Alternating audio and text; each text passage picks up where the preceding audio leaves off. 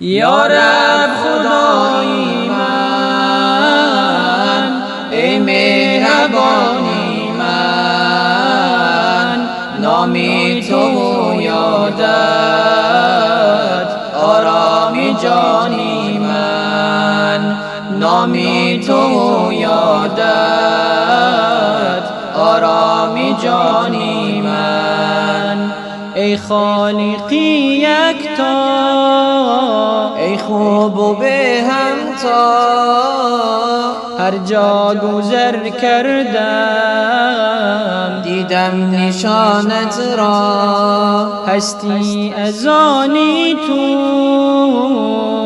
ای ماهی دیلارا، من کی توانم گفت حمد و ثنایت را.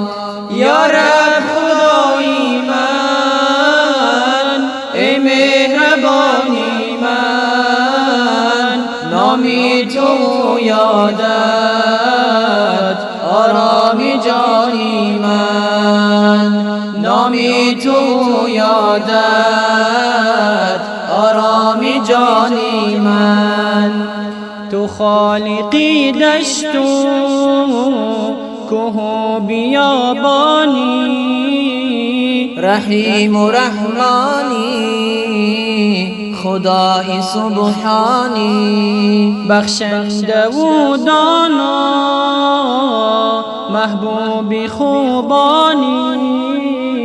دارم به تو امید وقتی پریشانی. ای خالقی منان، خدای انس و جان، دردی مرا درمان، رنجی مرا پایان. ای یاری مظلومان، پناهی حق جویان، پرورده ای ما را از لطف و از احسان، پرورده ای ما را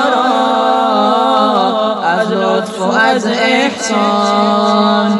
یا رب خدای من، ای مهربانی من، نامی تو یادت آرامی جان